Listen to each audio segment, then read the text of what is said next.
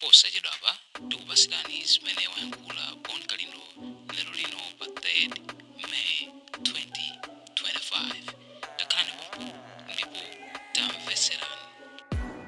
The DC kulankhula ndiye talankhula, amalawiso alankhula, wabakili muluzi walankhula, wazuzula boma, mtanyiwa, maaktivist wonse anamiwa alankhula.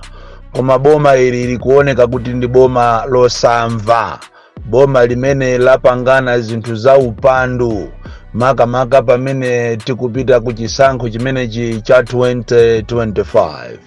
Kulankhula kumene talankhula kwa zaka zonsezi zikuoneka kuti sopano nthawi yakwana yokuti sopano tipange action. Ndikufuna ndikumemezeni amalawi nonse kunena kuti tiyeni sopano tipite pansewu, chifukwa zisankho izi zikubwerazi ngati sitisamala sizikhala zisankho ayi, koma ikhala celebration ya meki komanso MCP. Lero tikuulula zimene zili mkatikati mwa MCP komanso meki, komanso kukuuzirani inu mayeso anzathu azipani zosusa. Ati zimene apangana kumeneko chifukwa kuli anthu ena amene amakonda dziko lawo ndipo sakufuna kupanga za chinyengo. Zimene apangana nizonena kuti agula kale majaji komanso maloya amene nkhani imene ikatengeredwa ku koti iwo ndi amene ati akaweruze. Akuti sakufuna kupulumutsa aboma iliri, akunena kuti inu a UDF komanso inu a DPP akuti nthawi yanu inalipo munalamula dziko ili ndipo ino ni nthawi yawo, ndipo wina afune asafune kulibeko zokachita cheki kapena kuchita audit. Komanso akuti wina afune asafune anabero ntali manja palibe amene angamusunthe, ndipo wina afune asafune palibe atazawine zisankho zimene akuyenera kuwina ndi iwo, ndipo ayuza mathematics. That is why mukamona nzimayi uja akumalankhula mwathamo mwamatama mozionesa kuti yeso pano ndi queen, andi zisankho izi zikuoneka ngati ndi za MCP kosakhala za ziko. Kumala namizira zinthu zonama kunena kuti aye security sitingalole independent auditing chifukwa cha security. Kodi auditing iyo ndiye security chimene iwo akuopa ndi chani? Muziwe kuti apangana zinthu very very evil, and akukutengani kapena kutitenga ife amalawi ngati opepera. That is why tikunena kuti inu our opposition time to wake up is now. Pamene mukukang'aniana maudindo kuti aliyese akhale president, muziwe kuti anzanu apangana kale zinthu zoyipa. Ndipo chisankho ichi ndifuna ndikuuzeni wina ngati sasamala mfutilira mmutu mwache, chifukwa anthu awa akonzeka kukonzeka kufuna kuchita protect boma. Koma na utenga wanga mama wauno kupita kwa iwe Lazarus Chakwera komanso MCP ndi ma ministers yako kunena kuti ziko ili ndi la democracy, ndipo muasiye anthu asankhe president amene akumufuna. Ngati akukufuna iwe akusankha, ngati sakukufuna sakusankha.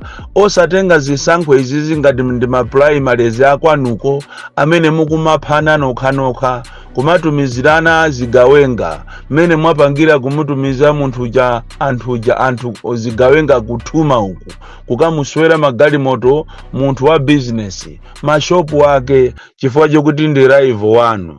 Musatenge ngati zisankho izi ndi ma primary kapena zisankho za inu wa MCP.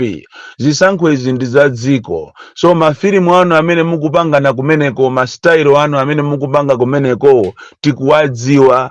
Pakana mwafika size yomana mizira sopano kuti mukavotese anthu amene sazabwera pasikulo.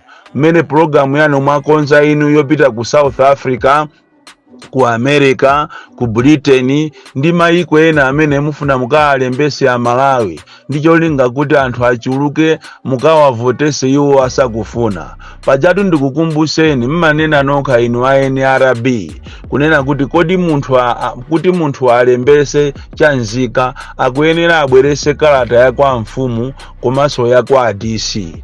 Kodi mukapita ku South Africa ko anthu amene ali a Malawi ya ku South Africa akapitaso kwa mfumu wawo ndi kwa DC kawo kuti akatenge makalata, kapena akapita pa South Africa pa boma, kapena azikapita district ya kumeneko, kapena kumuzi kumeneko ku South Africa ko kuti akalembese kalata. Izi zikungoonesa kupepera kwanu komanso kusakhwima nzeru kwanu kuwatenga a Malawi ngati zisiru. Ndikupempheni inu a Malawi amene muli maiko akunja, agalu amene akabwera kuti azakulembese ni musalole musalembese, chifukwa pamene mukulembesa muziwe kuti imeneyo ndi voti yanu, mavota kale ku Malawi inu musakufuna, kukamuvotera satanayo inu musakufuna. So izizi mudziwe kunena kuti mafilimu onse amene mukupanga a Malawi akuwadziwa. Ndipo siku limene lili tikukonza mademoli mwina mukuona ngati ndizocheza, ine ndikanena ndanenatu sindimabwerera mbuyo. Mmene tikunena pano kuti lachitatu tikupanga press conference, we are serious and tikumemeza a Malawi wonse kuti tipite pa nseu ncholinga kunena kuti wina asazitenge zisankho izi ngati ndi za amayi ache kapena za abambo ache. Zisankho izi ndi za dziko, ndipo wina asafune dziko ndi la democracy.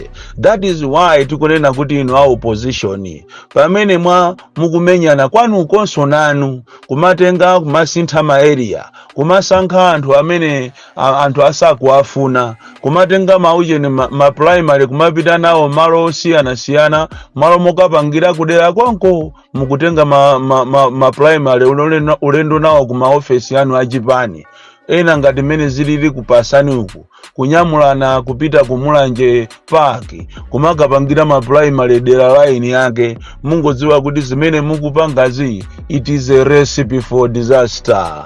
Ananenapo ena ache kunena kuti izi mukupangazi muzanong'oneza bondo, muzachita regret, chifukwa anthu onse amene akunyozedwa awa akupangidwa chipongwe ku MCP, makamaka ku MCP ndi ku DPP, anthu ambiri wazayima independent. Maloma kuti muthamange ndi zinthu zeni zimene timakuwuzirani mayeso mbuyomu kuti inu amene muli aphungu a nyumba ya malamulo onse osusa komanso olamula mukanapanga lamulo lokhuzana ndi ma alliance, koma zimene zisimunazipange. Ma alliance watu akhala opanda meaning, ndipo tizaona achilima ambiri kukubweraku chifukwa ma alliance opanda legal backing komanso osazera ku parliament.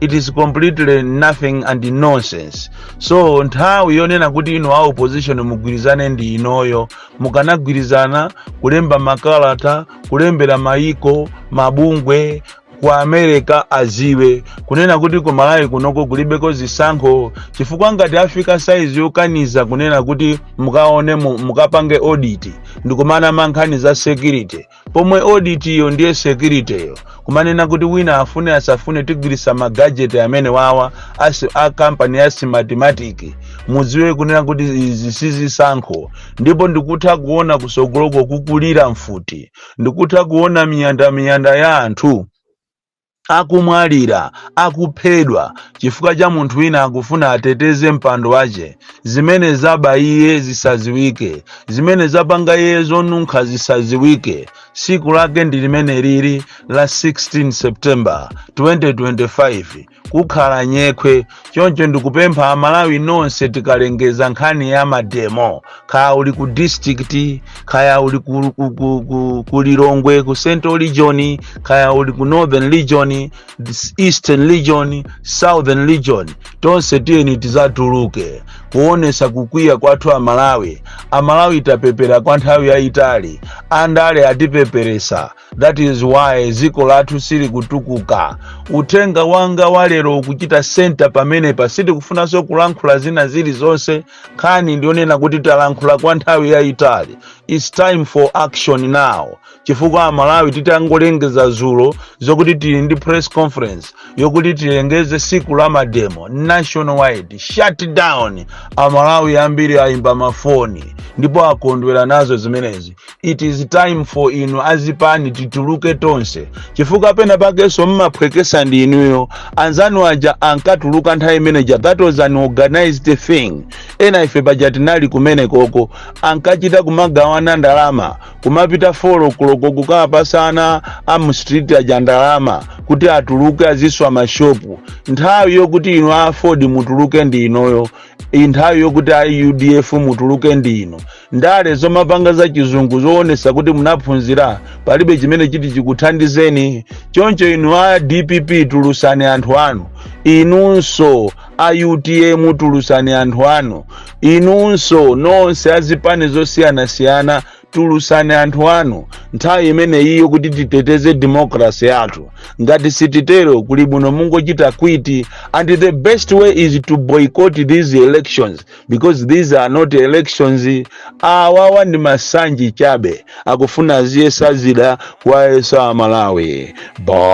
Born Kalindo, the DC, mwana woopsa kwambiri, the most deadly and dangerous child. Kuswa itoke kumangidwa from Jeza Village TM Mabuka box 76 Mulanje, Malawi, Southern Africa.